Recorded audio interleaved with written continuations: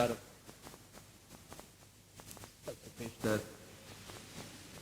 हमारे आका इनामदार इमाम ज़मान मालिक जहान नूर खुदा बिन बरहक नूर मौलाना शाह करीम अल-हुसैनी हाज़िर इमाम की मुबारक नाम पे सलात पढ़िए। अल्लाहुम्मा सल्लि अला मुहम्मद व आले मुहम्मद।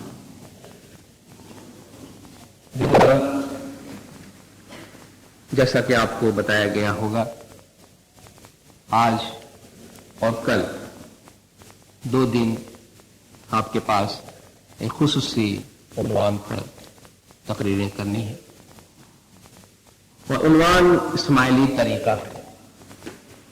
और इस्माइली तरीके से यहाँ मुराद जिस बैकग्राउंड में हम बात करेंगे वो ये है कि अक्सर व बेशतर हमारे तरीके के बारे में बैरून जमात और अंदरून जमात सवालात पूछे जाते हैं और उन तमाम सवालात का निचोड़ या लुब लबाब ये होता है कि हमारा तरीका दूसरे इस्लामी तरीकों से इतना ज्यादा मुख्तलिफ क्यों है। यानी जब हम अपने आप को मुसलमान कहते हैं और बहुत सारे हमारे दूसरे गैर इस्माइली मुस्लिम भाई हैं, उनके अंदर भी बहुत सारे तरीके और फिरके हैं, लेकिन जहां तक बुनियादी मजहबी आमाल अंजाम देने का ताल्लुक है तो तकरीबन सब एक जैसे ही आमाल अंजाम देते हैं। लेकिन जब इस्माइलियों के सामने देखते हैं तो इस्माइलियों का तरीका सबसे मुख्तलिफ होता है। तो वो ये जानना चाहते हैं कि किस हद तक हमारा तरीका दुरुस्त है और ये भी पूछते हैं साथ साथ कि क्या ऐसा नहीं है कि अक्सरियत जो तरीका अपनाती है वो ही सही हो और हम थोड़े बहुत इस्माइली अपने तरीके पे चल रहे हैं और अपने आप को सही समझते हैं। कहीं ऐसा तो नहीं है कि हमने अक्सरियत का साथ छोड़ के अपना अलग तरीका अपनाया हुआ है। इसके अलावा इमाम ज़मान की तरफ जो हमारे एतकादात हैं और उसके जो इजहार हैं उनके बारे में मुख्तलिफ किस्म के सवालात पूछे जाते हैं। तो इन्हीं सवालात को बैकग्राउंड में रखते हुए, पस मंजर में रखते हुए आज और कल के 2 लेक्चर्स में मैं आपके सामने इस्माइली तरीके के बारे में बात करूंगा। सबसे पहले दिनदारों, तमहीद के तौर पे मैं चंद बातें अर्ज करना चाहता हूं कि जिनका समझ लेना बहुत जरूरी है, जिसकी वजह से एक बुनियाद कायम हो जाएगी, एक फ्रेमवर्क बन जाएगा, एक स्ट्रक्चर बन जाएगा जिसके अंदर रहते हुए हम बातें करेंगे। अगर हम तमाम बातों को अंदर आने की इजाजत दें तो हम किसी भी नतीजे पे नहीं पहुंचेंगे। तो जो फ्रेमवर्क हम बनाएंगे वो तमहीद के तौर पे आपके सामने अर्ज करता हूं। पहली बात यह है कि मजहब या दीन दिल का सौदा है। मजहब दिल का सौदा है, उसमें ईमान की बात आती है, मानने की बात आती है, उसमें कोई बात ठोक के किसी के दिमाग में बिठाने की नहीं आती। एक बात पैगंबर जमाना की तरफ से बनी नौ इंसान के सामने पेश किया जाता है। वो कहता है मैं खुदा का रसूल हूं। जिससे मानना है वो पहली मर्तबा मान लेता है, जिससे नहीं मानना वो नहीं मानता है।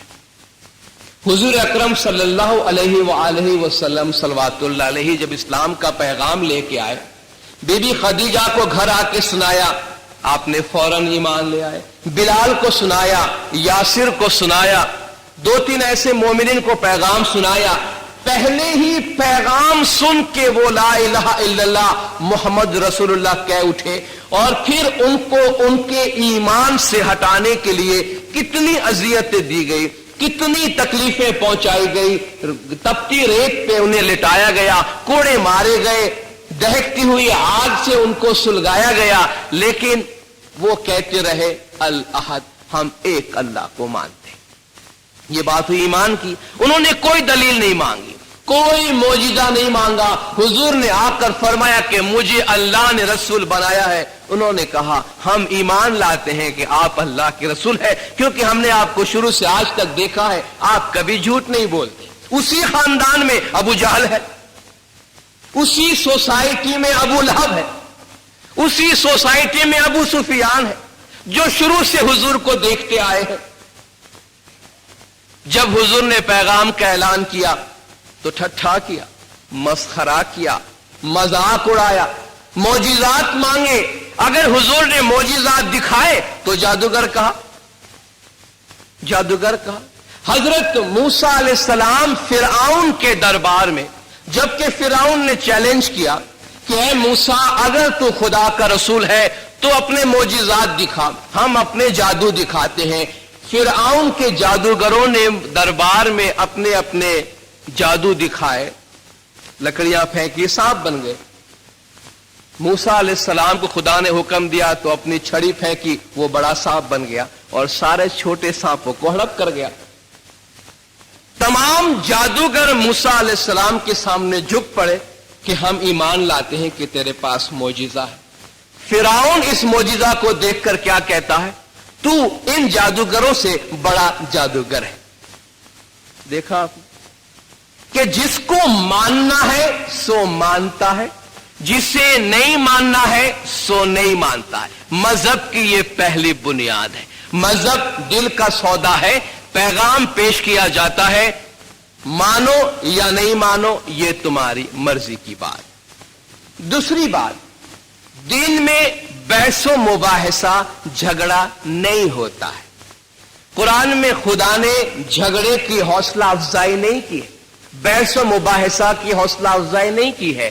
दीन की बात करने के लिए खुदा ने फरमाया उदउ इला सबिल रब्बिका बिल हिकमा, ये पहला दर्जा, वल मौइज़तिल हसना, ये दूसरा दर्जा, वजादिलहुम बिल्लती हिया अहसन, ये तीसरा दर्जा। पहला दर्जा क्या है?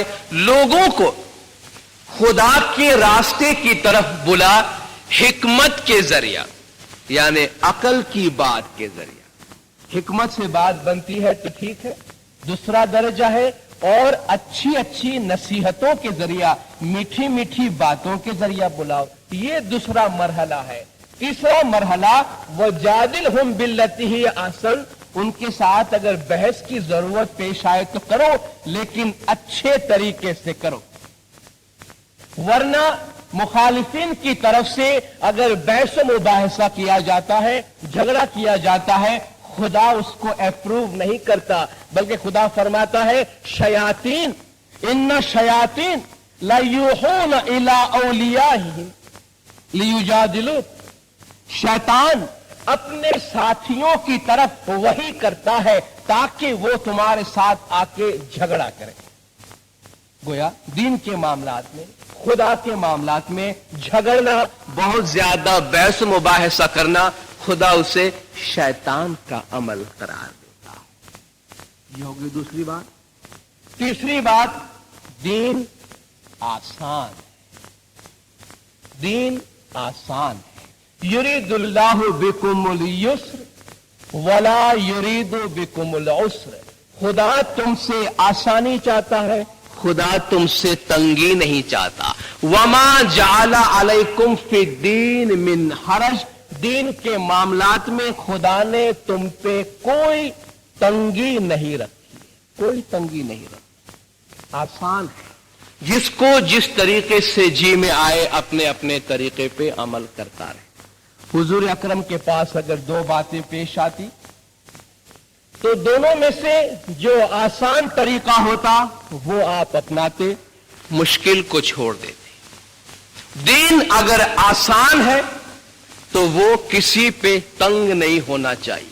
हुजूर ने फरमाया दीन में आसानी पैदा करो। तकरीबन हर हफ्ते में 3-4 दफा आप टेलीविजन पे ये सुनते। दीन में आसानी पैदा करो, सख्ती न बरतो, लोगों को खुशखबरी सुनाओ, उन्हें मुतनफिर न करो। यानी दीन की तरफ जो अप्रोच होना चाहिए मुलायमत से होनी चाहिए, मोहब्बत से होनी चाहिए, आसानी से होनी चाहिए, उसमें कोई जबर नहीं है। चौथी बात, दीन में जबर नहीं है। ला इकराह फिद्दीन, दीन में कोई जबर नहीं है। क्यों जबर नहीं है? खुदा फरमाता है हमने तुम में से हर एक के वास्ते अपना अपना तरीका मुकर्रर कर दिया है। लिकुल्लिन जालना मिनकुम शिरअतन व मिनहाजा, हमने तुम में से हर एक के वास्ते मजहब पे अमल करने का अपना अपना तरीका दे दिया है। बस तुम आपस में इसके बारे में झगड़ो नहीं। हुजूर फरमाते हैं अगर तुम्हें मेरी बात समझ में नहीं आती, ठीक है, लना आमालुना वलकुम आमालुकुम, तुम्हारे लिए तुम्हारे आमाल है, मेरे लिए मेरे आमाल है। लकुम दीनकुम वलिय दीन, तुम्हारे वास्ते तुम्हारा दीन है, मेरे वास्ते मेरा दीन है। तुम भी इंतजार करो, मैं भी इंतजार करता हूं, अनकरीब खुदा तुम्हारे और मेरे सबके आमाल देखेगा। ये बातें जो मैं आपको बता रहा हूं रिपीटेडली कुरान में आया है। लना आमालुना वलकुम आमालुकुम, ली अमली वलकुम आमालुकुम, मेरे लिए मेरा अमल है। अंतुम बरीऊन मिम्मा अमलू, तुम उस चीज से आजाद हो जिस पे मैं अमल करता हूं। वह अना बरीउ मिम्मा तामलुल, जो तुम करते हो उससे मैं आजाद हूं। ये अप्रोच है पूरे कुरान शरीफ के दौरान बार बार दीन के मामलात की तरफ, कि इसमें हर एक का अपना अपना तरीका है, इसमें आसानी है, इसमें कोई जबर नहीं है, इसमें किसी पे जबरदस्ती नहीं है, इसमें बहस मुबाहिसा नहीं है, इसमें दिल का सौदा है। इस बुनियाद को सामने जब हम रखते हैं तो जब हमसे यह कहा जाता है और बार बार कहा जाता है कि आप हमारे मजहब की सदाकत से लोगों को कन्विंस कर दीजिए, कहते हैं कि भाई फलाना आदमी है, उसको कुछ शक हो गया इमाम की जात पे, हमारे तरीके के ऊपर, जमात खाना नहीं आता, आप आइए, आप उनको कन्विंस कर दीजिए, आप उनको मनवा दीजिए बात। और लोग समझते हैं कि शायद किसी के पास कोई जादू है कि कोई किसी को कन्विंस करा सकता है। कहते हुए हमारा तरीका सच्चा है तो हम चौक पे जाकर क्यों नहीं कहते, हम तबलीग क्यों नहीं करते, हम अपना ऐलान क्यों नहीं करते। जिंदारों, खुदा ने दावत हिकमत से करने को कहा है, नादानी से करने को नहीं कहा। हिकमत की बातें वहां की जाती है जहां बात समझने वाला हो। जब समझने वाला नहीं होगा उसके सामने जाके बात करेंगे तो उल्टा अपनी अच्छी बात को बदनाम करके आएंगे। इसलिए अच्छी बात भी, हिकमत की बात भी ना अहलों के आगे नहीं करनी चाहिए। तो ये जो कहा जाता है दीनदारों कि आप आइए और उसे कायल कर दो, उसे कन्विंस कर दो कि हमारा तरीका सच्चा है। दीनदारों, हम इंतहाई हकीर, कमजोर और मामूली इंसान हैं। ये काम तो पैगंबरों ने भी नहीं किया। हम ये नहीं कह सकते कि वो नहीं कर सकते थे, लेकिन हम सवाल जरूर पूछ सकते हैं कि क्या वो कर सकते थे? अगर कर सकते थे तो क्यों नहीं किया? हुजूर, अगर सबको हम सारे अंबिया की बात छोड़े, हम खातिमुन नबीन, सरवर अंबिया, सरदार रसूल की बात करते हैं, जिसके लिए खुदा ने फरमाया कुल या अय्युहन्नास इन्नी रसूलुल्लाहि इलैकुम जमीआ, कह दो कि ऐ लोगों, मैं तुम सब की तरफ खुदा का रसूल बनाकर भेजा गया हूं। कौन खातिमुन नबीन फरमाते हैं? किसके वास्ते आए थे? सारे जहान के लोगों के वास्ते। आपने अपने दौर में कितने लोगों को कन्विंस किया? लोग आते थे, बहस करते थे, मोजिजात मांगते थे। 23 साल की नबूवत, सख्त मेहनत के बाद कितनों को कन्विंस किया आपने? और आपकी तालीम आज 1400 बरस के बाद भी दुनिया की 1/4 को कन्विंस नहीं कर सकी है। नाउजुबिल्लाह, क्या हम ये कहें हुजूर की तालीम में कोई खामी है? हुजूर की तालीम में कोई कमी है? आप में ये ताकत नहीं है कि आप लोगों को कन्विंस करें, बल्कि कन्विंस करने का कोई उसूल ही मौजूद नहीं। दीन में हमारे इमाम ज़मान शाह करीम अल हुसैनी सल्लल्लाहु अलैहि खुदा की तरफ से मंसूस मिन जानिबिल्लाह रासिखून फिल इल्म है, इल्म लदुन्नी के मालिक है। क्या इमाम के पास ताकत नहीं है? लेकिन वो प्रिंसिपल नहीं है जिस पे हम डिमांड करते हैं कि आप आइए और कन्विंस कर दीजिए। कन्विंस करना हो तो हुजूर या इमाम एक दिन में सबको कन्विंस कर दे। खुदा फरमाता है कि मैंने तुम्हारे दरमियान तरीके बनाए हैं, अगर मैं चाहता, अगर खुदा चाहता तुम सबको एक उम्मत बना देता, लेकिन खुदा तुम्हारी आजमाइश करना चाहता है उन चीजों में जो कुछ उसने तुम्हें दिया है। और ये खुदा का काम है कि वो हर एक को उनके आमाल में फ्रीडम देता है। इसलिए पैगंबरों के बारे में फरमाया वमा अलर रसूली इल्लल बलाग, हमारे रसूल पे सिर्फ यही काम है कि वो पैगाम पहुंचा देता है। वमा अल रसूल इल्लल बलागुल मुबीन, रसूल का काम यह है कि वाज़ेह तौर पर अपना पैगाम पहुंचा दे, और ये पैगाम अंबिया ने पहुंचाया। और अगर किसी को मानना है तो मान लेता है, नहीं मानना है तो नहीं मानता है। तो हम इस बुनियाद पर पहुंचे कि मजहब में आप किसी को कायल नहीं कर सकते हैं, तो क्या कर सकते हैं?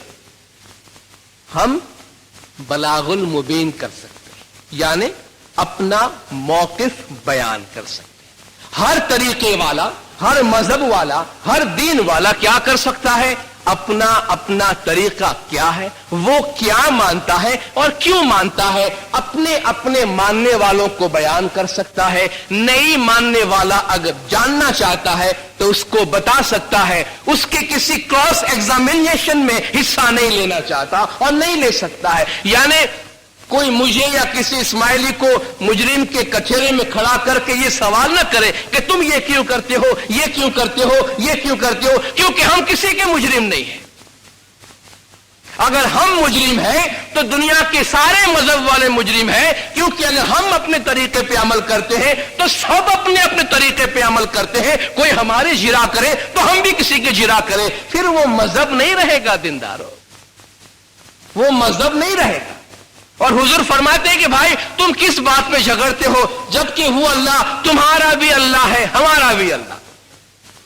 तो फिर बहस किस बात पर है, झगड़ा किस बात पर है? तो ये कोई मुजरिम का कचहरा नहीं है कि जहां कोई इस्माइली को खड़ा किया जाए और उससे 100 सवाल पूछ लिए जाए, और अगर वो जवाब न दे सके तो ये फैसला दे दिया जाए कि वो काफिर है या मुसलमान नहीं है या मोमिन नहीं है। ये जो बातें हैं इसकी कोई बुनियाद नहीं है दीन के अंदर, इसकी कोई गुंजाइश नहीं है, कोई प्रिंसिपल नहीं है। इस तरीके पे जो अमल करता है वो खुद ही दीन से बेगाना है और दीन के खिलाफ अमल करता है, क्योंकि ला इकराह फिद्दीन, दीन में कोई जबर नहीं है। इस तमहीदी बुनियाद पे रह के हम अपना मौकिफ बयान करेंगे कि जब लोग जानना चाहते हैं कि हमारा तरीका क्या है, हमारा तरीका दूसरों से मुख्तलिफ क्यों है, तो वो किन प्रिंसिपल्स पे, किन बुनियादों पे दूसरों से मुख्तलिफ है, उसके बारे में हम बात करेंगे। और उसके लिए अगर हम एक प्रिंसिपल को समझें जो बुनियादी है, सारी तब्दीली, सारे फर्क की बुनियाद, तो हमें सब कुछ समझ में आ जाएगा। ये एक लफ्ज और एक नजरिया अगर हमें समझ में आ गया तो इस्माइली मजहब सर से पैर तक समझ में आ जाएगा। अगर ये एक लफ्ज या एक नजरिया समझ में नहीं आया तो इस्माइली मजहब की अलिफ बे भी हमारे समझ में नहीं आएगी। और वो नजरिया इमामत का नजरिया, वो नजरिया इमाम का नजरिया है। इमाम की जात है, इमाम का मकाम है, इमाम की अथॉरिटी है। क्योंकि जो कुछ नजर आता है इमाम जमान की असरात की वजह से है। भाई आप इमाम से दुआ क्यों मांगते हैं, इमाम के सामने सर क्यों झुकाते हैं, इमाम किस तरह आप पे गुनाह माफ कर सकता है, आपके अमाल दूसरों से इतने मुख्तलिफ क्यों है, सब जमाने के इमाम की वजह से है। तो हम पहले इमाम जमान की बात करेंगे और दूसरे मरहले में तब्दीली की बात करेंगे, और दरमियान में इमाम और कुरान का बाहमी रब्त क्या है। लोग हमसे पूछते हैं आप कितना कुरान पढ़ते हैं और कितने कुरान पे अमल करते हैं, आपका तरीका किस हद तक कुरान के मुताबिक है। तो इमाम और कुरान की रिलेशन की भी बात करेंगे, चेंजेस के नेचर की बात करेंगे, और नतीजे पे पहुंचेंगे कि इन मरहलों से गुजरने के बाद, इन राहों से गुजरने के बाद आज हमने ये सूरत इख्तियार की है और मुस्तकबिल में ये सूरत बदल सकती है। तो सबसे पहली बात, इमाम जमान का मकाम, अथॉरिटी हमारे नजदीक क्या है। अब सारा इमामत का नजरिया हम इस पे नहीं देखेंगे, हम सारी बुनियादी बातें करते जाएंगे।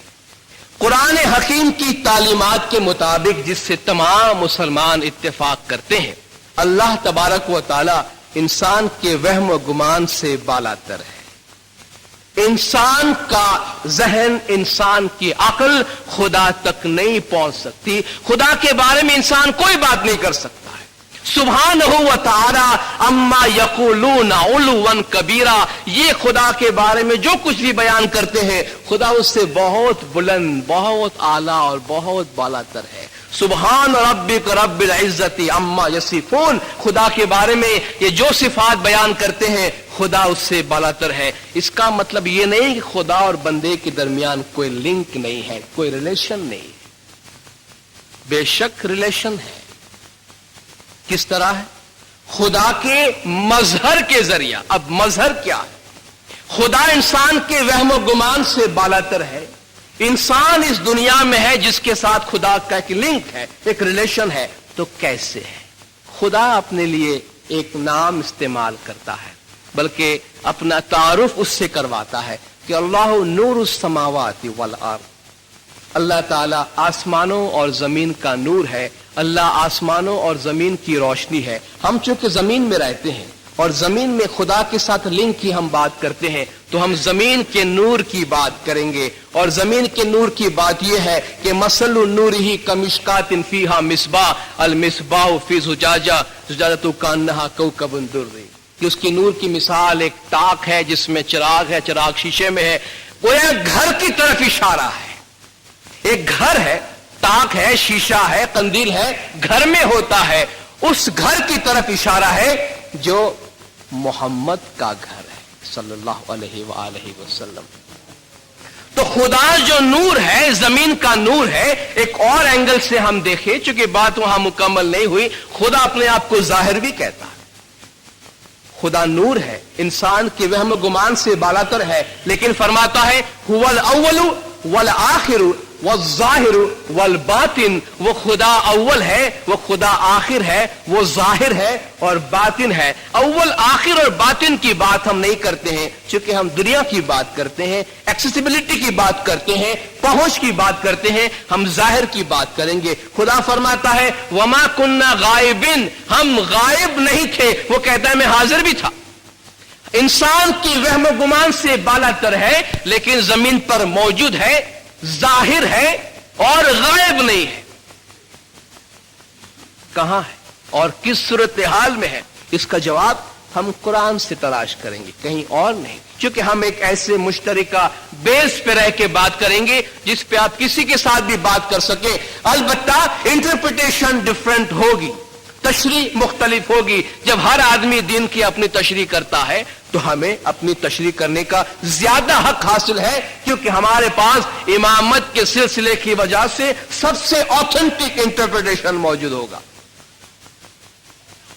खुदा फरमाता है जमीन पर मेरा नूर मेरे खलीफा में मौजूद है। इज़ क़ाल रब्बुका लिल मलाइकति इन्नी जाइलुन फिल अर्द खलीफा। खुदा ने मलाइक से फरमाया मैं जमीन पर अपना खलीफा मुकर्रर करता हूं। खलीफा किसे कहते हैं? अपने पेशरो की जगह पे बैठने वाला। यानी एक आदमी अथॉरिटी के साथ एक कुर्सी पे बैठा है, वो जा रहा है, उसकी कुर्सी खाली है, उस पे उसका खलीफा बैठता है। खलीफा अपने पेशरो की सिफात से बड़ा करीब होता। यानी प्रोफेसर अगर अपनी कुर्सी छोड़ के जाता है तो उसका खलीफा आप किसको ढूंढेंगे? किसी नाई को, किसी हज्जाम को, प्रोफेसर को ढूंढेंगे। आलिम की जगह आलिम को ढूंढेंगे, डॉक्टर की जगह डॉक्टर को ढूंढेंगे। डॉक्टर में भी अगर एक जनरल प्रैक्टिशियन जगह खाली करता है तो डेंटिस्ट को नहीं बिठाते हैं, आप जीपी को ढूंढते हैं उसके लिए, क्योंकि उसकी जरूरियात पूरी हो सके। तो खुदा कहता है जमीन पर मेरा खलीफा, तो खुदा का जो खलीफा बनेगा निहत्ता खाली हाथ अथॉरिटी अम्र के बगैर तो नहीं आएगा ना। खलीफा खुदा का जमीन पर खुदा की खुदाई चलाने के लिए आएगा ना। इसलिए खुदा ने फरमाया कि जब मैंने, याद करो कि जब मैं मिट्टी से एक बशर को बनाया, फैजा सवैतहु, बना लिया मैंने, वनफख्तु फीहि मिन रूही, उसमें अपनी रूह डाल दी, फक़ऊ लहु साजिदीन, तुम उसके आगे सजदा करते हुए गिर जाओ। किसके आगे? आदम की बात हुई। खुदा फरमाता है मैंने इंसान को बनाया, खलीफा बनाया, उसमें अपनी रूह डाल दी। दीनदारों, ये सारे मसाइल का हल, हिकमतों का खजाना यहां मौजूद है। کہ اپنے خلیفہ میں خدا فرماتا ہے میرا نور جا رہا ہے، تمہیں اس کے آگے سجدہ کرنا ہے، اور سارے فرشتوں نے اس کے آگے سجدہ کیا۔ کس کے آگے سجدہ کیا؟ خدا کے آگے نہیں کیا، انسان کے آگے کیا۔ اس انسان میں کس کے سامنے کیا؟ اس میں جو خدا کا امر تھا اس کے سامنے کیا، اس میں جو خدا کا نور ہے اس کے سامنے کیا، اس میں جو اتھارٹی ہے اس کے سامنے کیا۔ صحیح؟ ایک فرشتے نے سجدہ نہیں کیا، آپ اتفاق کریں گے کہ اس کا ریکارڈ اس سے پہلے کبھی خراب نہیں تھا، اس نے اس سے پہلے کبھی نافرمانی نہیں کی تھی۔ معلوم ہے، اگر آپ کا بچہ بڑا شریف ہو، ہمیشہ فرمان بردار ہو، تو ایک دو نافرمانی آپ برداشت نہیں کر لیتے اس کو۔ اگر آپ کے آفس میں کوئی آدمی کام کرتا ہے، بڑا اچھا ریکارڈ ہے، آپ کو بڑا فائدہ پہنچایا، کبھی ایک بلنڈر بھی کرتا ہے، تو آپ کہتے ہیں کوئی بات نہیں، تمہارا ریکارڈ بڑا اچھا ہے۔ ابلیس نے یہ کہا کہ میں آدم کو نہیں مانتا، خدا کو تو رب کہہ رہا تھا، خدا کو تو ربنا کہہ رہا تھا، رب بھی کہہ رہا تھا کہ اے میرے پروردگار۔ اس نے خدا سے بغاوت نہیں کی تھی، خدا کو شیطان بننے کے بعد بھی رب بھی کہتا رہا کہ میرے پروردگار یہ جو بنا ہے نا اس کو میں ایکسپٹ نہیں کرتا۔ خدا اس کا اتنا اچھا ریکارڈ، 36 کروڑ کتاب پڑھی تھی ایک مثال کے مطابق، اتنی عبادت، اس کو درگزر نہیں کر سکتا تھا۔ کون سی بڑی بات تھی اس میں؟ اور اس نے خدا سے بغاوت نہیں کی تھی، خلیفہ سے کی تھی، لیکن خدا نے اس کو دربار سے اس طرح راندہ کیا کہ آج تک ہم سب پریشان ہیں اس کی وجہ سے۔ کیوں؟ بات کیا تھی؟ بات یہ تھی کہ جن جن باتوں پہ اس نے آدم سے انکار کیا وہ خدا سے انکار کرنے کے برابر تھا۔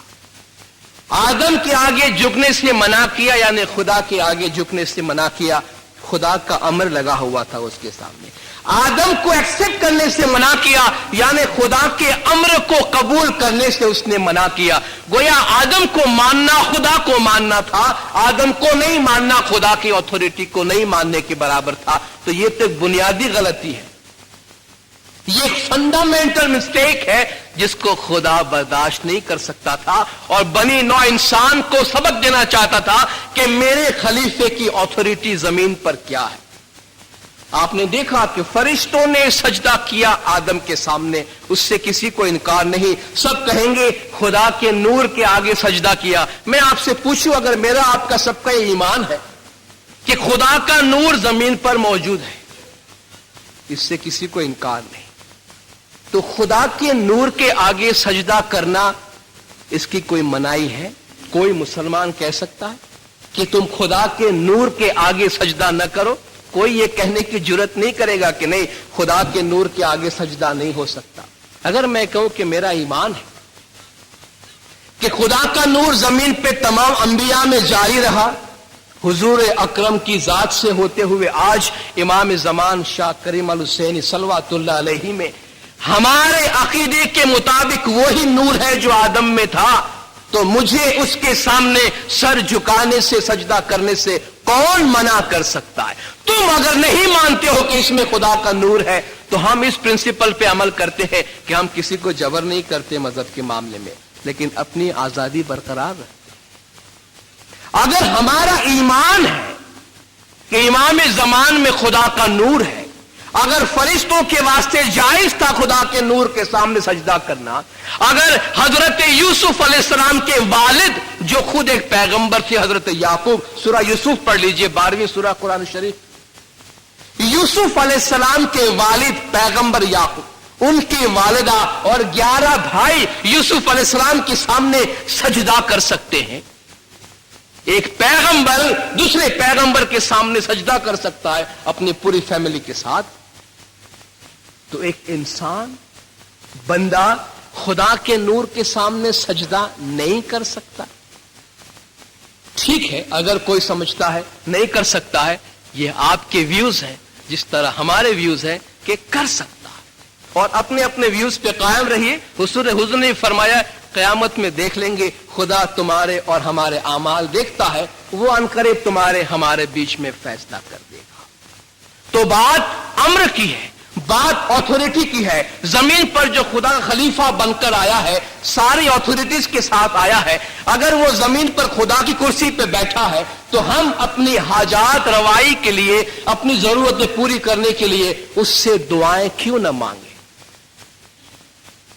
क्योंकि आप कहते हैं खुदा से मांगो, खुदा कहता है मैं तुम्हारे वहम गुमान से भी बालातर हूं, तुम्हारी अकल मुझ तक नहीं पहुंच सकती है, तो तुम्हारे अल्फाज कैसे पहुंचेंगे?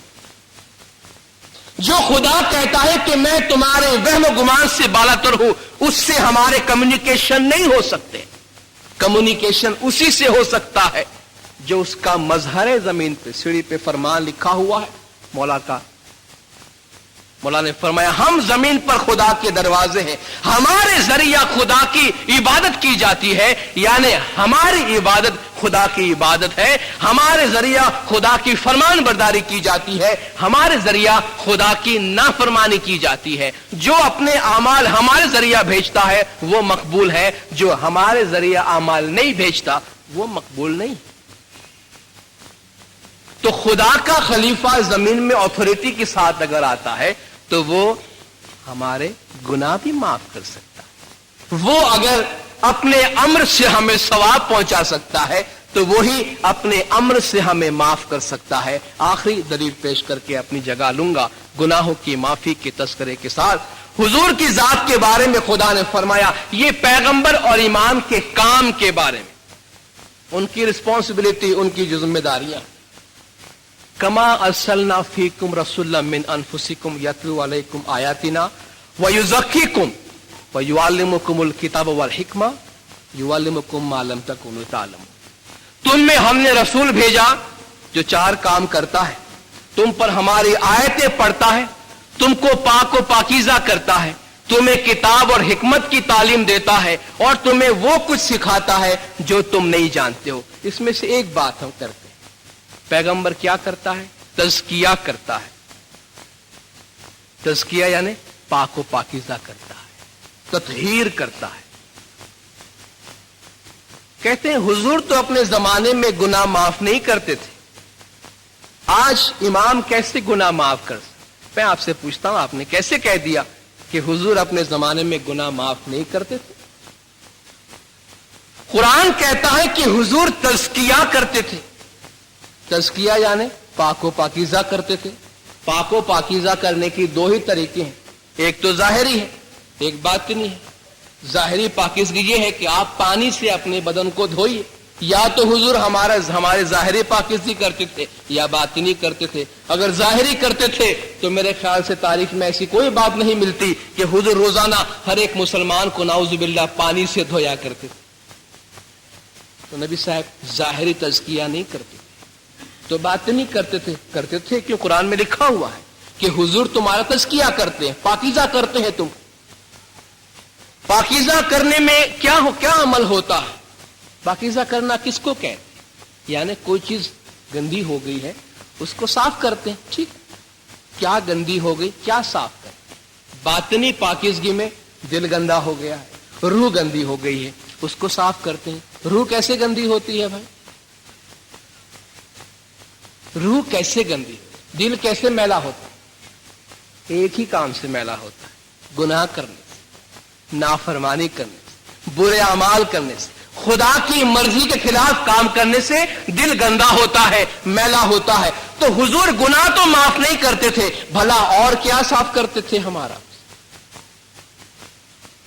गुनाह के असरात दिल पे पड़ते थे, उससे दिल और रूह मैले होते, उसको अपने अमर के जरिया पाक व पाकीज़ा करते थे। वरना तज़किया से और क्या मुराद?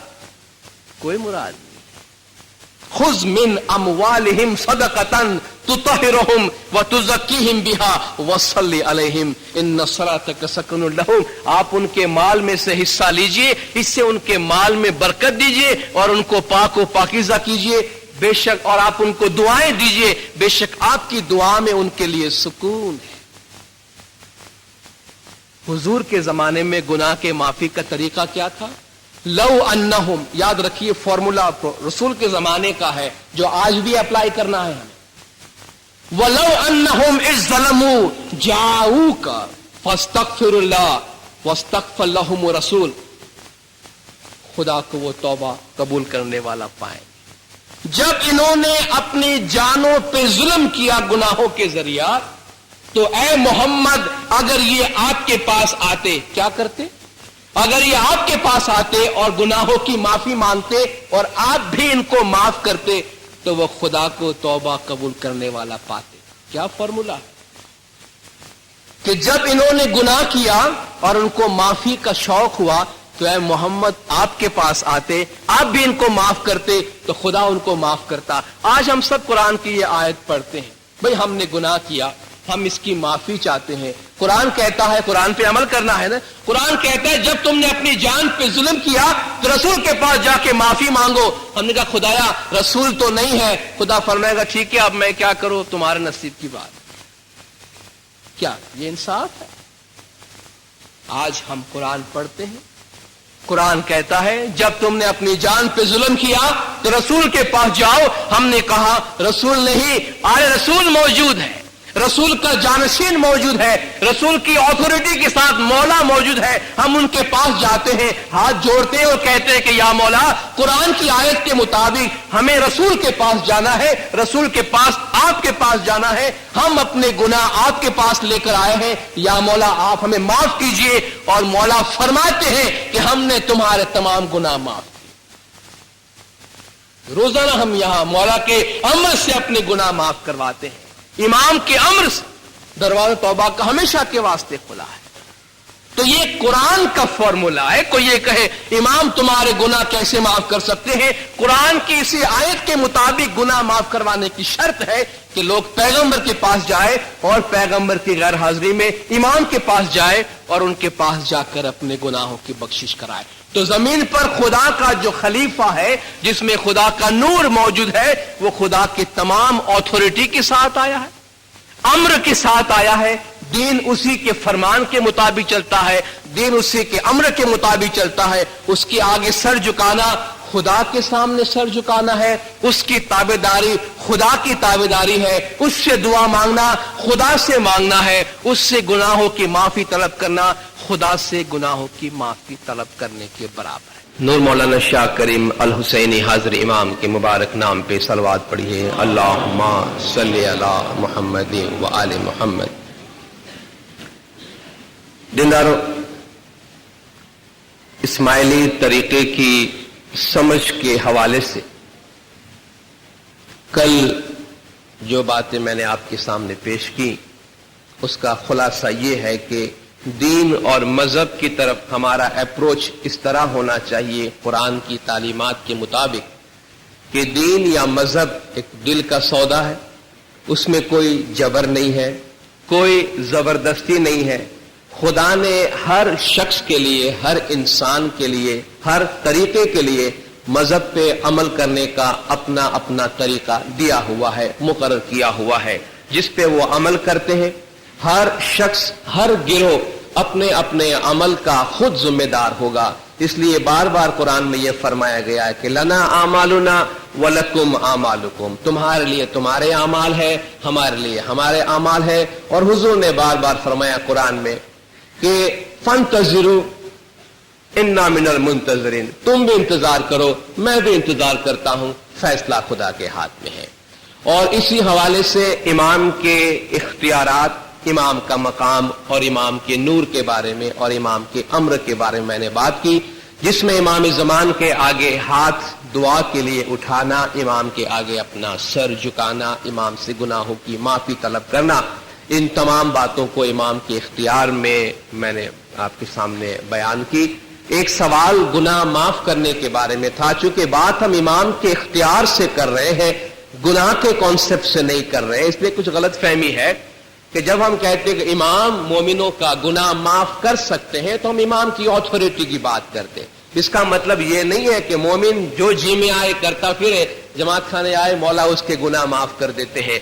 वो बात तो हम जब तौबा का कंसेप्ट डिस्कस करते हैं, जब गुनाह के माफी का तस्वुर बयान करते हैं, तब वो बातें आती है। तो मैं उसका खुलासा करता हूं कि जब हम गुनाह के माफी की बात करते हैं तो गुनाह माफ होने की चंद शराइत होती हैं। पहले आदमी जो गुनाह करता है उसे तस्लीम करे, उसके लिए अपने दिल में नापसंदीदगी का इजहार करे, خدا کے حضور توبہ کرے, پھر سے گناہ نہ کرنے کا وعدہ کرے, تلافی معافات کرے, یعنی جو غلطی اس سے ہو گئی ہے اس کو ٹھیک کرے. یعنی اگر کسی کی گلا کی ہے تو اس سے جا کے معافی مانگے, کسی کی امانت میں خیانت کی ہے, کسی کا مال کھا گیا ہے تو وہ مال اس کو لوٹائے, جس کو کہتے کمپنسیٹ کرنا, تلافی معافات کرے, پھر آئندہ وہ گناہ نہ دہرائے, تب خدا کے در سے اس کو معافی ملتی ہے. تو یہ تو ہم نے گناہ کے کنسپٹ کے حوالے سے بات کی. جب امام کے حوالے سے بات کرتے ہیں تو میں یہ عرض کرنا چاہ رہا تھا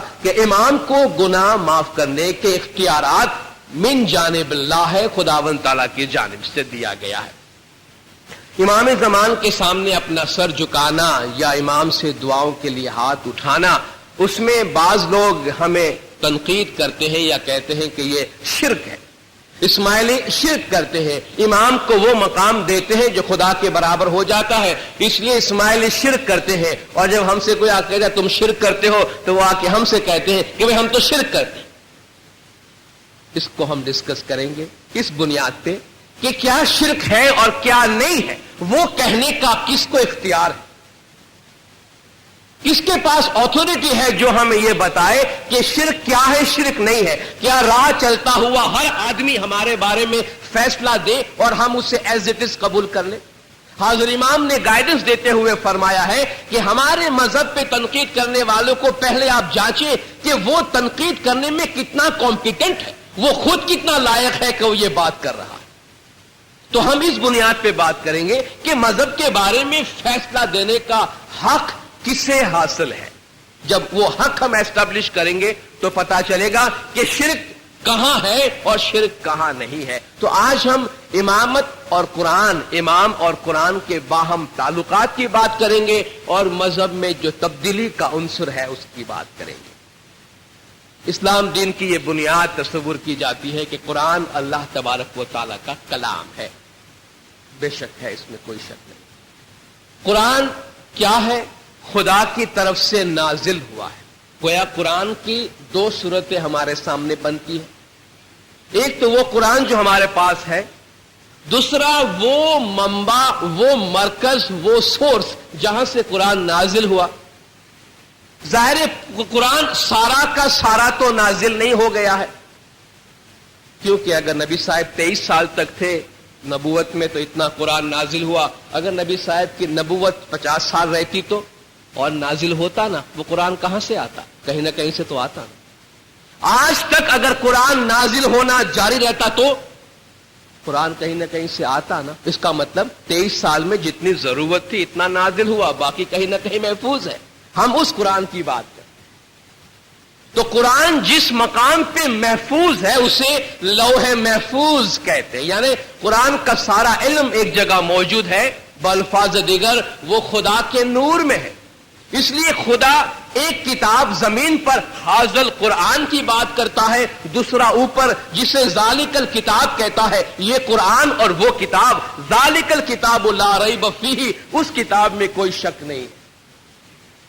اور ایک کتاب کے لیے خدا فرماتا ہے وَلَدَيْنَا کتاب يَنطِقُ بِالْحَقِّ, میرے پاس ایک کتاب ہے جو سچ سچ بولتی ہے. خدا فرماتا ہے لدینا کتاب ينطق بالحق, میرے پاس کتاب ہے سچ سچ بولتی ہے. جب مولا مشکل کشا مرتضی علی صلوات اللہ علیہ اپنے صحیفے کے مطالعے کے دوران قرآن کی اس آیت پہ گزرے تو قرآن کے صحیفے کو اٹھا کے اپنے سر مبارک پہ رکھا اور فرمایا بول اللہ کی کتاب, بول کیا بولنا چاہتی. 3 دفعہ آپ نے فرمایا بول اللہ کی کتاب کیا بولنا چاہتی ہے. لوگوں نے دیکھا کہ مولا کیا کر رہے ہیں, آپ یہ بتانا چاہ رہے تھے کہ یہ کتاب بیچاری کچھ نہیں بول سکتی. آپ یہ بتانا چاہ رہے تھے خدا فرماتا ہے میری کتاب سچ سچ بولتی ہے. میں نے پوچھا بول میری کتاب کیا ہے تجھ میں, بول نہیں بولتی. خدا فرماتا ہے اس قرآن کا جو نور ہے وہ کسی اور مقام پر ہے, اس لیے فرماتا ہے قد جاءکم من اللہ نور و کتاب مبین, ہم نے تمہاری طرف نور اور کتاب مبین بھیجا ہے. یعنی کتاب ہے, کتاب کے ساتھ ساتھ نور بھی نازل ہوا ہے, اور نور کے بغیر کتاب سمجھ میں نہیں آ سکتی, کتاب میں نظر نہیں پڑ سکتی ہے. اس لیے خدا نے حضور کو قرآن کا معلم کہا. قرآن کا ٹیچر کہا، یعنی قرآن پڑھانے والے کے بغیر جو کہ اس کا نور ہے سمجھ میں نہیں آ سکتا ہے۔ خدا فرماتا ہے یہ قرآن تمہارے سامنے الفاظ میں ہے، اس کے جو معجزات ہے، نور ہے، وہ زندہ معجزات کی صورت میں میرے خاص بندوں کے سینوں میں ہے۔ بل ہوا آیاتم بیناتن فی صدور الذین اوتوا العلم، بلکہ یہ قرآن زندہ معجزات کی صورت میں ان لوگوں کے دلوں میں ہے جسے ہم نے علم دیا ہے۔ یعنی قرآن کدھر ہے؟ حقیقی قرآن کدھر ہے؟ بل ہوا آیاتم بیناتن، زندہ آیات کی صورت میں جن کو ہم نے علم دیا ہے ان کے سینوں میں ہے۔ کس کو علم دیا گیا ہے؟ قرآن کیا کہتا ہے؟ کس کو علم دیا گیا ہے؟ یقول الذین کفروا لست مرسلا قل کفی باللہ شہیدا بینی وبینکم ومن عندہ علم الکتاب۔ اے محمد، یہ کفار کہتے ہیں کہ آپ رسول نہیں ہیں، آپ کہہ دیجئے تمہارے اور ہمارے درمیان ایک اللہ کافی گواہ ہے اور دوسرا وہ جس کے پاس کتاب کا علم ہے۔ ایک آدمی کی طرف اشارہ، تمہارے اور میرے درمیان ایک اللہ گواہ ہے اور دوسرا وہ جس کے پاس کتاب کا علم ہے۔ اور اہل سنت والجماعت بھی اس بات کو تسلیم کرتے ہیں کہ من عندہ علم الکتاب سے مراد وہ شخص جس کے پاس کتاب کا علم ہے، اس سے مراد امیر المومنین مشکل کشا مولا مرتضی علی صلوات اللہ علیہ کی ذات ہے۔ میں آپ سے پوچھتا ہوں، خدا فرماتا ہے کتاب کا علم علی کے پاس ہے، قرآن کا علم علی کے پاس، تو قرآن سمجھانے اور پڑھانے کا حقدار علی ہے یا وہ جس کے پاس علم نہیں ہے؟ دین کے بارے میں فیصلہ دینے کا حق اسے حاصل ہے جسے خدا نے علم دیا ہے، یا اسے حاصل ہے جو بازاروں سے کرائے کا علم لیتے ہیں؟ شرک کیا ہے اور توحید کیا ہے، اس کا فیصلہ راہ چلتا ہوا کوئی آدمی دے گا یا وہ دے گا جس کے گھر میں کتاب اترا ہے، جو قرآن کا مالک ہے۔ میں کہتا ہوں قرآن کا مالک ہے، کیونکہ قرآن کہتا ہے کہ علی قرآن کا مالک ہے۔ کس طرح مالک ہے؟ خدا فرماتا ہے ثم اورثنا الکتاب الذین اصطفینا من عبادنا، ہم نے ہمارے چنے ہوئے بندوں کو کتاب کا وارث بنایا ہے۔ ہم نے ہمارے چنے ہوئے منتخب کیے ہوئے بندوں کو کتاب کا وارث بنایا ہے۔ وارث کیا ہوتا ہے؟ وارث کون ہوتا ہے؟ ایک شخص بڑی جائیداد کا مالک ہے، گزر گیا، اس کا بیٹا وارث بنتا ہے، یعنی جائیداد کا مالک بنتا ہے۔ وہ جائیداد رکھے، بیچ دے، تقسیم کر دے، غریبوں میں بانٹ دے، اس وارث کو پورا حق پہنچتا ہے۔ خدا فرماتا ہے کہ میں نے کتاب بنی نوع انسان کو نہیں دی ہے، میرے چند بندوں کو کتاب کا وارث بنایا ہے، ان پہ کتاب نازل کیا ہے، وہ راسخون فی العلم ہے۔ تو جو کتاب کا مالک ہے وہ کتاب زیادہ سمجھتا ہے یا وہ جس کے پاس کتاب نہیں ہے؟ کتاب کا جو مالک ہے وہ کہے کتاب بند کرو تو کتاب بند کرو، وہ کہے کتاب کھولو تو کتاب کھولو، کیونکہ وہ کتاب کا مالک ہے۔ کتنی پر حکمت بات قرآن شریف میں ہے۔ حضور نے اپنی ایک حدیث میں فرمایا ہے کہ علی منی بمنزلتی ہارون من موسیٰ الا انہ لا نبی بعدی، علی کی نسبت میرے ساتھ وہی ہے جو ہارون کی موسیٰ کے ساتھ تھی، فرق صرف اتنا ہے کہ علی میرے پاس نبی نہیں ہے، باقی ہمارے سارے تعلقات وہی ہیں۔ تورات کس پہ نازل ہوا؟ سب کہیں گے موسیٰ پہ نازل ہوئی۔ قرآن کہتا ہے تورات بیک وقت 2 آدمیوں پہ نازل ہوئی۔ قرآن کہتا ہے وَآتَيْنَاهُمَا الْكِتَابَ الْمُسْتَبِينَ، ہم نے موسیٰ اور ہارون دونوں پہ کتاب نازل کی۔ کیا کہتا ہے قرآن؟ ہم نے موسیٰ اور ہارون دونوں پہ کتاب نازل کی۔ हुजूर फरमाते हैं अली की निस्बत मुझसे वो है जो हारून की मूसा से थी। तो कुरान किस पे नाजिल हुआ था? कुरान मोहम्मद और अली दोनों पे नाजिल हुआ। इसलिए अली ने फरमाया कि मुझसे पूछो जो कुछ पूछना है। इसलिए खुदा ने फरमाया अली वो है जिसके पास किताब का इल्म है, पूरा पूरा इल्म है, क्योंकि किताब का जितना इल्म मोहम्मद के पास है इतना ही इल्म अली के पास है, क्योंकि किताब उस घर में नाजिल हुआ जहां अली नबी के साथ मौजूद है। बताइए जिन पे किताब नाजिल हुई वो ज्यादा किताब समझते हैं या वो जो किताब के बारे में कुछ नहीं जानते हैं? जो किताब के बारे में कुछ नहीं जानते। किताब का हक किसके पास है? इमाम सादिक अलैहिस्सलातु वस्सलाम सल्लल्लाहु अलैहि फरमाते हैं कि कुरान के 4 दर्जात हैं। एक जगह हदीस में कुरान का एक ज़ाहिर है, बहुत बातिन है। एक जगह आप फरमाते हैं कुरान के 4 दर्जात हैं। कुरान में इबारत है, कुरान में इशारे हैं, कुरान में लताइफ है और कुरान में हकायक है। ये 4 दर्जात है। इबारत जो बातें लिखी हुई है, मौलाना ने फरमाया अवाम की निगाह इबारत तक होती है, जो बातें लिखी है। सारी दुनिया उम्मत पूरी कुरान पढ़ती है, अलहम से लेके मिना जिन्नती व नास तक अक्सर पढ़ती है, रोजाना पढ़ती है, लेकिन समझते कितने लोग हैं? उसमें से नूर कितने लोग हासिल करते हैं? अवाम की निगाह इबारत तक होती है, उससे आगे नहीं जाती है। खवास की निगाह इशारे तक होती है, जो कुछ बातिन को समझ सकते हैं। जो औलिया अल्लाह है उनकी निगाह लताइफ तक होती है, उसमें लतीफ बातें उनको जानते हैं। और अंबिया और अइम्मा की निगाह जो है वो हकाइक तक होती है, हकीकतों तक जानती है। आप बताइए जो महज कुरान की इबारत पढ़ता है वो कुरान पे फैसला देने का हकदार है, या जो कुरान के हकाइक को जानता है वो कुरान का फैसला देने का ज्यादा हकदार है? कुरान कहां नाजिल हुआ था? अहले बैत के घर में, यजीद के दरबार में, दमिश्क की जामे मस्जिद में। बच्चे बच्चे ये वाकया पढ़ते हैं किताब के अंदर। करबला के वाकये के बाद इमाम ज़ैनुल आबिदीन सल्लल्लाहु अलैहि को जब दमिश्क के मस्जिद में ले जाया गया, यजीद भी बैठा हुआ है, शाही दबदबा है। यजीद कहता है खतीब से कि आज बनु उमैया की शान बयान करो। किराया तनख्वाहदार ले, जो हुकूमत का खतीब है, हुकूमत की तारीफ करनी, बनु उमैया की बढ़ चढ़ कर बड़ी तारीफ कर दी। यजीद मौला से पूछते हैं कि अब आपको भी कुछ फरमाना है, इस ख्याल से कि मौला पे बड़ा रोब तारी हो गया है बनु उमैया का, क्योंकि वैसे ही खानदान में काफी लोग शहीद हो चुके हैं। इमाम ने फरमाया जरूर हम फरमाएंगे। आप खड़े हुए और फरमाते हैं, ए लोगों, तुम में से जो मुझे जानता है उसको हमारी तारीफ देने की जरूरत नहीं, जो नहीं जानते उन्हें हम बताते हैं कि हम अली और नबी के नवासे हैं, हम शहीद करबला इमाम हुसैन अलैहिस्सलातु वस्सलाम के बेटे हैं।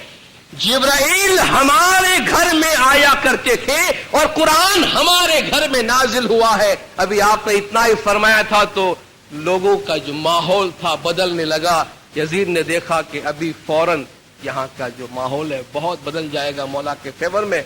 मौजिन से कहा भी नमाज का वक्त हो रहा है, अजान दो। मौला ज्यादा कुछ बोलने न पाए। मकसद कहने का यह है कि जिस घर में कुरान नाजिल हुआ उस घर से हमारा क्या रिलेशन है? कुरान अहले बैत के घर में नाजिल हुआ, रसूल के घर में नाजिल हुआ। कुरान जानने वाले रसूल के घर में है और रसूल के घराने से हमारी क्या कुर्बत है? जमाने का इमाम जो अहले बैत है वो हमें हमारे प्यारे रूहानी बच्चों कह के याद फरमाते हैं। बच्चे, बाप के बच्चे फुटपाथ पे नहीं पड़े होते, बाप के साथ घर में होते। इस एतबार से, इस रूहानी रिश्ते के हिसाब से हम अहले बैत से बहुत करीब हैं, कम से कम दूसरों के मुकाबले में बहुत ज्यादा करीब है। अपने दिल पे हाथ रख के हमें बताइए کہ وہ مولا جس کے دربار میں ہم صبح شام حاضری دیتے ہیں، وہ مولا جس کے گھر میں قرآن نازل ہوا، جو من عنده علم الکتاب ہے، جو راسخون فی العلم ہے، جو کتاب کا مالک ہے، جو کتاب کا نور ہے، جو کتاب کی روشنی ہے، اس کے دربار میں ہم صبح شام آتے ہیں، صبح شام وہ ہمیں یاد کرتے ہیں، تعلیقہ بھیجتے ہیں۔ ان کو ماننے والے شرک کرتے ہیں، اور یہ فیصلہ کون دیتا ہے؟ وہ جن کو قرآن سے کوئی نسبت نہیں، جن کو اہل بیت سے کوئی تعلق نہیں، جن کے پاس قرآن کا نور نہیں، جن کے پاس من عنده علم الکتاب سے کوئی تعلق نہیں۔ اپنے دل سے ہاتھ رکھ، دل پہ ہاتھ رکھ کے بتائیے، فتویٰ دینے کا حق ہمیں زیادہ پہنچتا ہے یا کسی اور کو پہنچتا ہے؟ اگر ہم اس حق کا استعمال نہ کریں تو کم از کم خدا کے واسطے اس حق کا تو استعمال کریں کہ ایسے فتووں کی طرف کان نہ دھرے، کیونکہ ان سے ہمارا کوئی تعلق نہیں ہے۔ ہم مولا کے اس ذات کے قریب ہے جہاں خدا کا نور نازل ہوا ہے۔ قرآن ایک خزانہ ہے، خزانہ اندھیرے میں پڑا ہو، آپ کی آنکھیں بھی سلامت ہو تو اس خزانے کے پاس جا کر آپ کو کیا ملے گا؟ آپ کی آنکھیں اور خزانے کے درمیان جو بات رشتہ پیدا کرتی ہے وہ روشنی ہے، وہ نور ہے۔ ہماری عقل آنکھیں ہیں، قرآن خزانہ ہے، اس کے درمیان جو لنک پیدا ہوگا، اس کے درمیان جو رشتہ بنے گا، قرآن میں سے حقیقتیں نکالنے کی جو نور ہے وہ زمانے کا امام ہے۔ تو اسماعیلی امام زمان کو اس طرح تسلیم کرتے ہیں کہ قرآن اور امامت دونوں ساتھ ہیں۔ جس طرح قرآن ایک شخص کے ذریعہ نازل ہوا، نبی کے ذریعہ انہوں نے سکھایا، تو قیامت تک زمانے کے مطابق قرآن کی تشریح زمانے کا امام کرتا ہے۔ قرآن پہ کیا عمل کروانا، کیا نہیں کروانا، یہ امام کی اتھارٹی ہے، کیونکہ امام کا نور وہ سورس ہے، وہ خدا کا نور ہے۔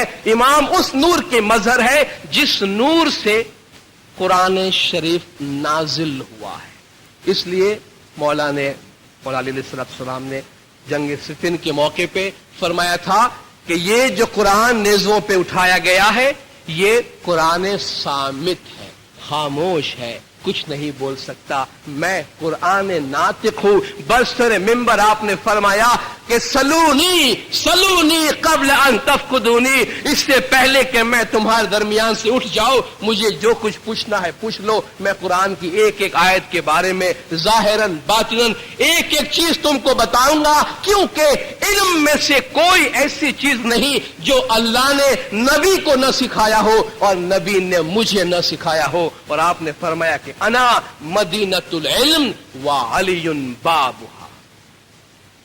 تو امام کی اور قرآن کے اس تعلقات کے بعد اب ہم مذہب کے اس ظاہر صورت کی طرف آتے ہیں کہ زمانے کے ساتھ ساتھ ہمارا طریقہ اتنا کیوں بدلتا گیا ہے۔ ہم اس ازلی پرنسپل پہ عمل کرتے ہیں کہ خدا نے دین کو نیچرل بنایا ہے۔ دین اسلام نیچرل ریلیجن ہے، مولانا نے بھی فرمایا ہے۔ اور نیچر میں کیا ہے؟ نیچر میں آپ کو جو چیز نہیں ملے گی وہ یہ ہے کہ نیچر میں سٹیٹک نہیں ہے کوئی چیز۔ نیچر میں جو باتیں بار بار آپ کو نظر آتی ہے وہ کیا ہے؟ چینج ہے، تبدیلی ہے، ہر چیز بدلتی ہے۔ جو چیز ٹائم اور سپیس کے درمیان آ گئی ہے دینداروں وہ بدلتی ہے۔ 1000 سال پہلے دنیا کیسی تھی، آج دنیا کیسی ہے، 1000 سال کے بعد دنیا کیسی ہو جائے گی۔ بدلی ہے دنیا یا نہیں بدلی؟ دنیا بدلی ہے یا نہیں بدلی ہے؟ بدلی ہے۔ خدا نے دین کس کے لیے بنایا ہے؟ دنیا کے لیے یا آخرت کے لیے؟ آپ کہیں گے آخرت کے لیے، نہیں، خدا نے دین دنیا کے لیے بنایا۔ خدا نے دین دنیا کے لیے بنایا، آخرت میں آپ دین پہ عمل نہیں کر سکیں۔ قیامت کے میدان میں جا کر ہم یہ کہیں کہ یا مولا دسون دینا بھول گیا ہوں، ذرا مہلت دو، میں دسون دے کے آتا ہوں۔ فرمایا کہ ابھی ٹائم نہیں، وقت گزر گیا، یعنی جو کچھ کرنا ہے یہاں کرنا ہے۔ اس دنیا میں رہتے ہوئے دین پہ عمل کرنے کا حکم دیا گیا ہے۔ الدنیا مزرعۃ الآخرہ، یہاں بوگے تو وہاں کاٹو گے۔ اگر دنیا ٹائم اور اسپیس میں ہے اور ہمیشہ تغیر اور تبدل میں ہے، اور دین دنیا کے لیے بنایا گیا ہے، تو دین میں تغیر اور تبدل کیسے نہیں ہوگا؟ کیسے تبدیلی نہیں ہوگی؟ اگر میں آپ سے پوچھوں خدا نے کتنے پیغمبر بھیجے تو آپ 1,24,000 کا فگر فوراً بتائیں گے۔ میں آپ سے پوچھوں کہ ضرورت کیا تھی اتنے سارے پیغمبروں کو بھیجنے کی؟ کیا ضرورت کہ خدا ٹائم کے مطابق ہدایت دے؟ کیا خدا بار بار اپنی تعلیم چینج کرتا رہتا ہے؟ ایک بات ایک دفعہ قیامت تو چلا نہیں سکتا؟ خود اس بات کی دلیل ہے خدا ایک کتاب اور ایک رسول بھیج کے قیامت تک کا سارا میسج کیوں کنوے نہیں کر دیا؟ کہیں گے زمانے کے مطابق ہدایت کی ضرورت۔ یہ بات وہ بھی کہیں گے جو آج حاضر امام کو نہیں مانتے ہیں، لیکن زمانے کے مطابق ہدایت کی بات ضرور کریں گے، ضرور کریں گے۔ تو آدم سے لے کے خاتم تک اگر زمانہ بدلتا رہا، نیچر میں ہر چیز بدلتی ہے، ہر چیز گرو ہوتی ہے، تو دین کی تعلیمات جو ہے ان کے ساتھ اگر نہ بدلے تو دین اور دنیا کے درمیان تصادم ہو جائے گا اور انسان کی صلاح و فلاح خطرے میں پڑ جائے گی۔ اس لیے ہر زمانے میں پیغمبر آتے رہے، امام آتے رہے جو مذہب کی ظاہری صورت بدلتے رہے تاکہ مذہب زمانے کے ساتھ چلتا رہے۔ قرآن تو خدا کی آخری کتاب ہے، وہ تو نازل ہو رہا تھا خدا کا کلام، اس میں تو چینجز کی کوئی ضرورت نہیں تھی۔ لیکن آپ دیکھیں جب قرآن نازل ہو رہا ہے 23 سال کے اندر، بلکہ 2 گھڑی میں خدا اپنا فیصلہ دوران نزول وحی تبدیل کر دیتا ہے۔ پہلی بات تو قرآن آپ دیکھیں گے تو قرآن میں جو آیات کا نزول ہے اس میں تدریج پائی جاتی ہے، گریجولی آرڈرز دیا گیا ہے۔ پہلے شراب کے بارے میں فرمایا گیا اس میں فائدہ بھی ہے نقصان بھی ہے، لیکن نقصان فائدے سے زیادہ ہے، شراب حرام نہیں۔ دوسری آیت اتری، اے ایمان والو، اے ایمان والو، کس کو حکم ہے؟ اے ایمان والو، جب تم نشے میں ہو تو نماز سے قریب نہیں جانا، یعنی شراب کی منائی نہیں ہے، نشے کی حالت میں نماز پڑھنے کی منائی۔ اب بھی شراب حرام نہیں۔ تیسری آیت اتری کہ انما الخمر میسر ازلام رزق من عمل الشیطان، کہ یہ شراب قمار وغیرہ شیطان کی عمل ہے، اس سے دور رہو۔ کافی دیر بعد جا کر یہ آیت نازل ہوئی۔ پوچھئے کیوں؟ کہا اس لیے کہ انسان کی طبیعت کسی بات کو گریجولی قبول کرتی ہے۔ خدا قرآن میں حضور کو حکم دیتا ہے کہ یا ایھا النبی حرض المؤمنین علی القتال، اے نبی مومنوں کو حوصلہ افزائی کرو کہ وہ جہاد میں جائے۔ اگر وہ 20 ہوں گے تو 200 پہ غالب آئیں گے، اور 100 ہوں گے تو 1000 پہ غالب آئیں گے۔ یعنی آپ اگر 20 لڑنے والے ہوں گے تو اپنے سے 10 گنا کے مقابلے کو آپ شکست دے سکیں گے۔ حضور نے مومنین کو یہ پیغام سنایا جاتا۔ لوگوں نے کہا ہم سے نہیں ہوگا 10 گنا کے مقابلے میں جا کے ہم لڑیں، یہ بہت زیادہ ہے۔ قرآن کی آیت ہے، خدا کا فرمان ہے۔ تو دوسری آیت اتری اسی کے بعد والی آیت، اچھا ڈر گئے؟ خدا فرماتا اچھا ڈر گئے، تم نے کمزوری کا اظہار کیا، ٹھیک ہے، اگر تم 100 ہوگے تو 200 پہ غالب آؤ گے، 1000 ہوگے تو 2000 پہ غالب آؤ۔ خدا نے اپنا فیصلہ، قرآن کی دونوں آیات آج بھی آپ قرآن کھول کے پڑھتے ہیں تو موجود ہے۔ ایک گھڑی میں خدا اپنا فیصلہ بدلتا ہے، کیوں؟ کہ مومنوں نے کمزوری دکھائی۔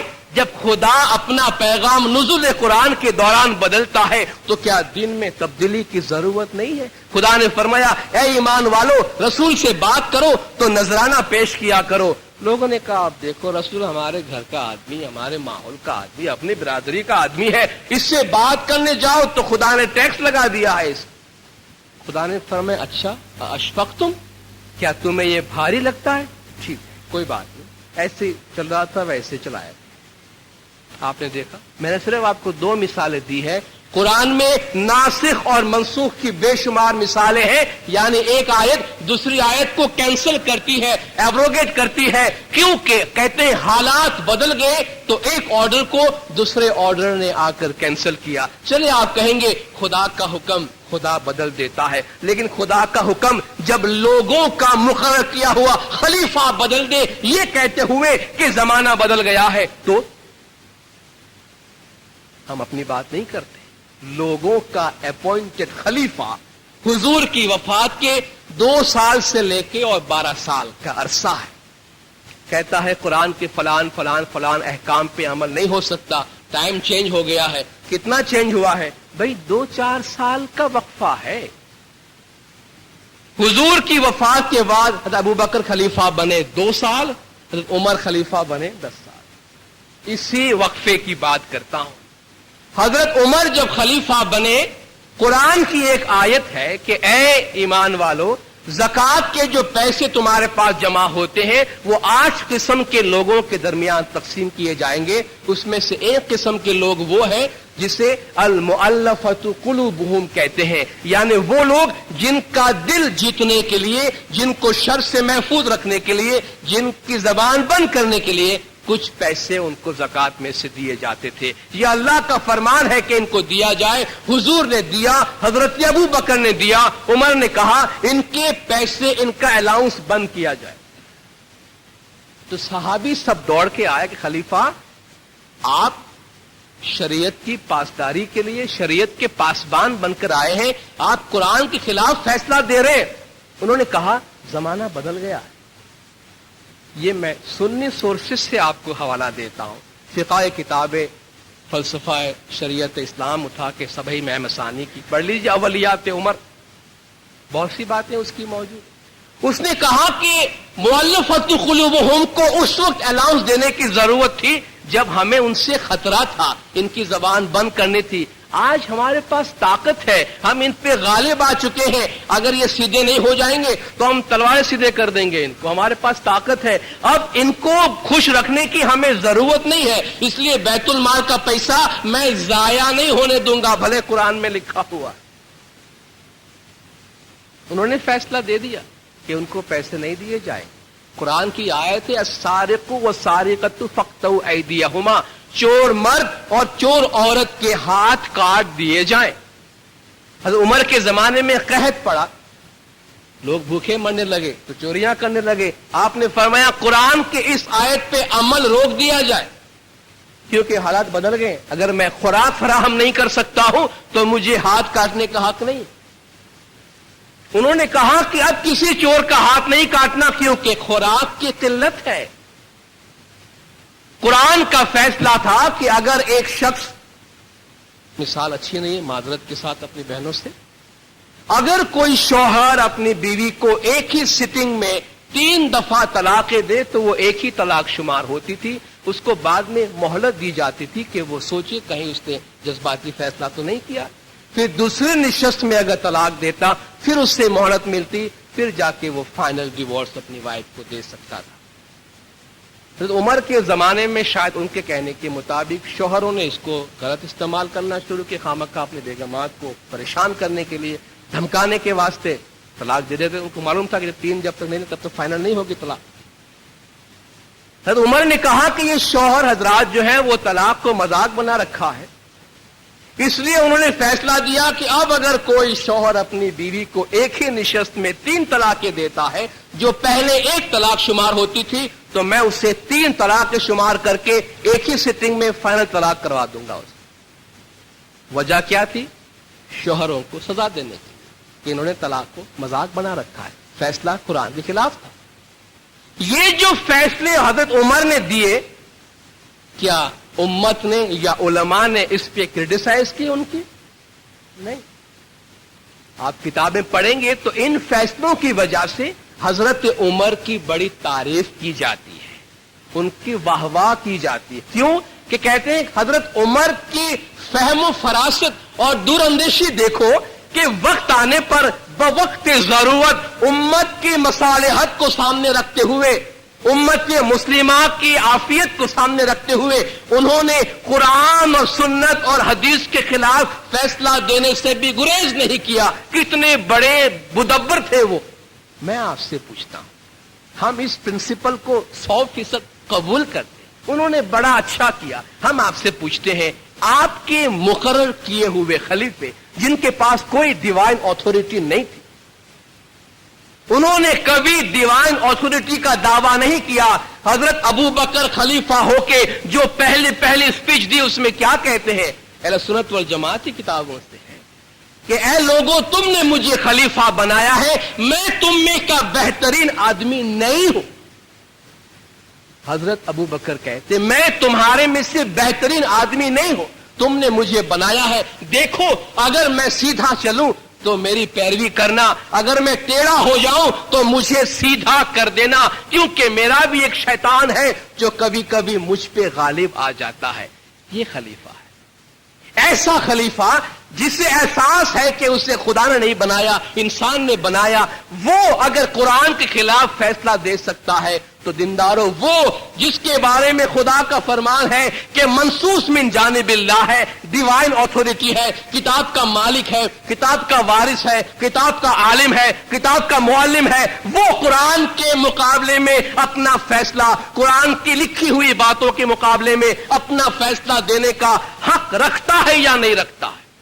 हम इसी प्रिंसिपल के तहत जिस पर उमर ने फैसले दिए, इसी बुनियाद पे बात करता हूं मैं कि उससे ज्यादा हक अली को और औलाद अली को कुरान के मुकाबले में फैसला देने का पहुंचता है या नहीं पहुंचता है। अगर हम कन्विंस्ड हैं कि पहुंचता है इमाम को हक, तो फिर लोगों की बातें न सुने कि इमाम कुरान को फॉलो करते हैं कि नहीं करते हैं। ये कुरान में ये लिखा हुआ है, हम लोग ऐसा क्यों करते हैं? कुरान में ये लिखा है, हम लोग ऐसा क्यों नहीं करते हैं? अगर हम जानते हैं कि इमाम की अथॉरिटी क्या है, अगर हम जानते हैं इमाम का मकाम क्या है, तो आइंदा खुदा के लिए यह सवाल नहीं पूछना कि कुरान में ऐसा लिखा हुआ है तो इमाम ने ऐसा क्यों बोला है। ये तो एक छोटा बच्चा पढ़ने के लिए जाए पहली क्लास में, और प्रोफेसर उस दिन अगर पढ़ाने से आ गया इत्तेफाक से और कहा कि बच्चों आज किताब बंद करो, मैं जो बोलता हूं वो तुम पढ़ो। उसमें से कोई होशियार बच्चा होगा तो खड़ा, अगर नहीं सर हमको तो किताब के मुताबिक पढ़नी, बस हम आपकी बातें नहीं सुने। जो कहते हैं किताब, वो बेबी क्लास, एक प्राइमरी का बच्चा ऐसी बात करता है प्रोफेसर के सामने कि आप किताब को फॉलो कीजिए, बस हम किताब को फॉलो करना चाहते हैं। वो कहेगा बेटा बंद करो किताबें। ऐसी सैकड़ों किताबें घोल के मैं पी गया हूं, मेरी बात सुनो। तुम जब अक्लमंद होगे तो समझोगे कि प्रोफेसर में और प्राइमरी टीचर में क्या फर्क होता है। आप अगर 100 किताबों का मुताला करके 4 सफात का एक आर्टिकल लिखते हैं, तो क्या जो कुछ आपने मुताला किया वो सब के सब इस किताब में, इस आर्टिकल में मुंतकिल होता है? होता है। आपने बहुत ही अच्छा या बुरा ख्वाब देखा, उसको आपने लिखा, क्या आप अपने जज्बात इस तहरीर पे मुंतकिल कर सकते हैं? क्या कोई आपकी तहरीर पढ़ के वो तजुर्बा कर सकता है जो आपने ख्वाब में किया? कोई नहीं कर सकता। 4 सफा का आर्टिकल पढ़ के क्या कोई उस 100 किताबों का इल्म हासिल कर सकता है? नहीं कर सकता। तो कुरान की जो लिखी हुई बातें हैं वो क्या है? जो बातें तहरीर में आ गई वो महदूद है। जिस सोर्स से वो आया है वो इमाम की अकल है, वो इमाम का नूर है। उसकी बातें कभी भी तहरीर में ट्रांसफर नहीं हो सकती है, और तहरीर की चीजों को पढ़कर कोई भी उस सोर्स को समझ नहीं सकता है। इसलिए लिंक डायरेक्ट सोर्स से होना चाहिए, और सोर्स की रोशनी में लिखी हुई बातों को देखने की कोशिश करनी चाहिए। एक छोटा बच्चा है, उसकी गिज़ा, उसका लिबास आज मुख्तलिफ है। थोड़ा बड़ा होता है, लिबास भी बदलता है, खाना भी बदलता है, पीना भी बदलता है, जरूरियात बदलती है, जिस्मानी, जज्बाती, अक्लानी, रूहानी तमाम जरूरतें बदलती है। हर चीज ग्रो हो रही है, आगे से आगे बढ़ रही है। सारी इंसानियत तरक्की कर रही है। जब सारी इंसानियत आगे बढ़ रही है तो मजहब उसके साथ चलेगा या नहीं चलेगा? हम इसी प्रिंसिपल के तहत चलते हैं। लोग हमसे पूछते हैं कि भाई आप भी मुसलमान, हम भी मुसलमान, आप तो बड़े बदल गए, हम तो वैसे के वैसे, आप बड़े बदल गए। हम उससे यही कहते हैं कि भाई हम चलते रहे, तुम खड़े रहे। हम जमाने के साथ चलते रहे तो हमारे सामने ऐसी बेशुमार हजारों बहारें आई, तुम खड़े रहे तो वहीं के वहीं रहे, मसाइल में घिरे रहे। तो फर्क यह है दीनदारों कि हम इस प्रिंसिपल पे अमल करते हैं कि नेचर के साथ चलते हैं। खुदा ने इमाम को रखा है जमीन में दीन को चलाने के लिए, हमने इमाम के हाथ को पकड़ लिया है, इमाम के दामन को पकड़ लिया है। Follow the commander and not the command. एक दफा कमांड आया, कल कमांड चेंज हो जाएगा, इसलिए सिर्फ कमांड को मत पकड़ो, कमांडर को पकड़ो। वो आज कहता है फायर, कल कहता है सीज फायर, उसके कहने के मुताबिक अमल करो। वो कल कहता है सीज फायर तो ये मत बोलो कल तुमने कहा फायर, आज कहते हो cease fire. Follow the commander and not the command. आमिर अमर करने वालों को फॉलो करो, हम अमर करने वाले को फॉलो करते हैं। हाज़िर इमाम ने हाल में कई जगहों पे अपने फरमान में फरमाया कि हमारा तरीका ऐसा है जिसमें एक हाज़िर इमाम है, और ये हाज़िर इमाम की अथॉरिटी है कि मजहब पे कहां तरमीमात करनी, कहां तब्दीली करनी और मजहब को किस तरह इंटरप्रेट करना। तो इन उसूल के तहत हम चलते आए हैं। इसकी वजह से हमारे तरीके की आज ये सूरत है और हमारे तरीके का जाहिर सूरत और बदलती रहेगी, जमाने के साथ तब्दीली आती रहेगी, क्योंकि हम जमाने को फॉलो करते हैं, जमाने के इमाम को फॉलो करते हैं। अगर हम हाजिर इमाम का मतलब समझते हैं तो मेरे ख्याल से और कोई प्रॉब्लम, कोई मसला हमारे पास नहीं रहेगा। अगर कोई इमाम को समझे बगैर, इमाम की अथॉरिटी को जाने बगैर इस्माइली मजहब के बारे में बहस मुबाहिसा करे लोगों के साथ, वो किसी नतीजे पे नहीं पहुंचेगा। पहले इमाम का मकाम और इमाम की अथॉरिटी को समझना बहुत जरूरी है। 2 दिन के दौरान आपके सामने बोलने का मौका दिया गया। आपके लोकल तरीका बोर्ड, वही कामरे साहिबान, आप सबका शुक्रगुजार हो कि आपने बहुत खामोशी सुना।